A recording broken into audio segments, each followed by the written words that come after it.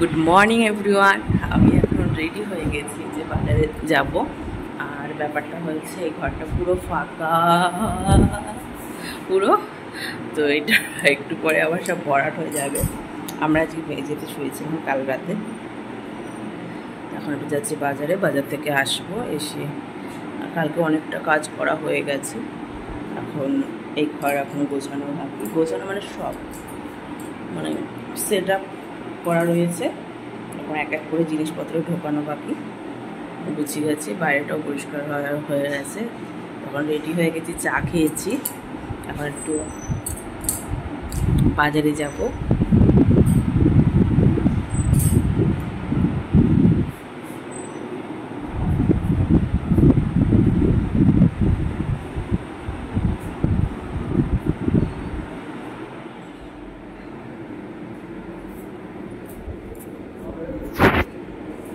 হ্যাঁ, তো রেডি তো আমি হয়ে গেছি। তো বরমশাই এখন গেঞ্জি পরবে, তো আমরা এখন বেরোবো। তো ফোনটা আমি রেখেছিলাম এই যে সোজা দেখছো জানলাটা সেখানে, আর সমস্ত কিছু দেখতেই পাচ্ছ পুরো পরিষ্কার পরিচ্ছন্ন। আগের ব্লগটা যারা দেখেছো তারা আশা করি বুঝতেই পেরেছো যে ঘরটার অবস্থা কি ছিল। সেখান থেকে প্রায় সব কিছুই মোটামুটি মানে 90% জিনিস বের করে দিয়েছি, আর 10% জিনিস রেখেছি যেগুলো খুবই দরকার সেটাই। আর না হলে সব বাইরেও যে দেখতে পাচ্ছ হল ঘরেই সব রাখা রয়েছে, এদিক ওদিক করে গোছানো, ধোয়া মোছা সব পরিষ্কার রয়েছে। ওদিকে একটা বেডরুম, এটা হলো সিঁড়ির ঘর, এটা সিঁড়ি ছাদে যাওয়ার। আর এই যে চলে এসেছে আমাদের জিনিসপত্র, আলমারিটা ওঠানো হচ্ছে, আর বেলা অনেকটাই হয়ে গেছে। আর এই যে এই আলমারিটা ওঠানোর জন্য মানে আলমারিটা মানে অবস্থা খারাপ হয়ে গেছে। আসলে আমাদের যে গ্যারেজ ঘরের যে গেট ছিল সেই গেটটার পাশে নতুন করে গেট বানানো হয়েছে, দরজা।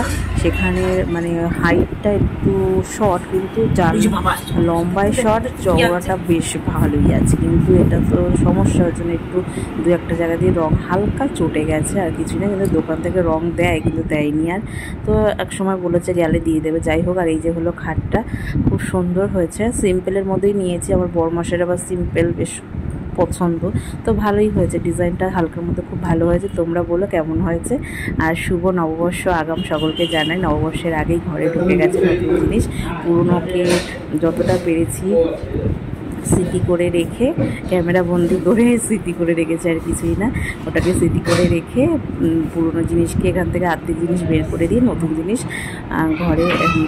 ঘরে আগমন জানালাম, আর কিছুই না। নতুন তাহলে মানে তোমাদেরকে বলেই দিচ্ছি, মেন হলো একটা আমরা খাট নিয়েছি স্টিলের, আর একটা নিয়েছি আলনা আলমারি। আসলে ব্যাপারটা হয়েছে, ছেলে হয়েছে, তারপরে আমাদের দুটো আলনা শোকেস আছে, আর একটা আলমারি রয়েছে, ওখানে জামা কাপড় রাখা হয়। ছেলে বড় হচ্ছে আস্তে আস্তে, ওর পড়াশোনার টেবিল মানে পড়াশোনার জিনিসের জন্যও দরকার জায়গা, আবার সাথে মানে পড়াশোনার জন্য বইপত্র একটা জায়গায় রাখবো একটা সাইডে, আর একটা সাইডে জামা কাপড় রাখবো। মানে মেনলি হলো জামা কাপড়গুলো ওর আলাদা করে রাখাটাই বেটার হবে, ওর জন্য একটা কেনা। আর আলনা আমার মানে আলনায় জামা কাপড় রাখবো এরকম পছন্দ, মানে আমার বরমাসিকে এত বছর বলে পারতাম না, শেষমেশ একটু বায়না বলতে গেলে ওটা করে এটা নেওয়া হলো। কারণ আমার বরের আবার আলনা একদম পছন্দ না, সব জামা কাপড় রাখা আলমারিতে গুছিয়ে, এরকম একটা কথা, আর কিছুই না।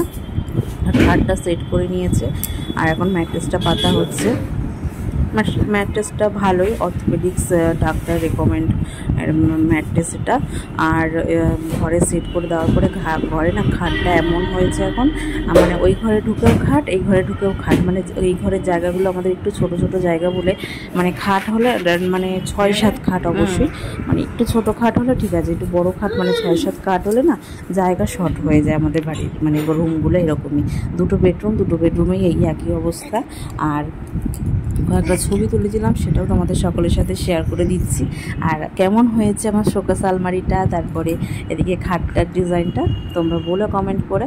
আর এই কয়েকটা ছবি যেগুলো তুলেছি সেটাও তোমাদের সকলের সাথে শেয়ার করলাম, আর কিছুই না। আর ব্যাপারটা হয়েছে, সেট তো করে দিয়ে গেছে, ঘর তো জুড়ে গেছে, একেবারে সেট হয়ে গেছে। আর যেটা বলার। আর জামা কাপড় আলনায় আমাদের নিত্যদিনের জামা কাপড়গুলো রাখবো, আর এমনি আলমারির ভেতরে আমার ছেলের জামা কাপড়গুলো রাখবো। তোমাদেরকে পরে আমি ওপেন করে নেক্সট ছোট ভিডিও শেয়ার করলাম, নেক্সট ভিডিওতে দেখিয়ে দেবো মানে ভেতরটা কেমন, আলমারির ভেতরটা।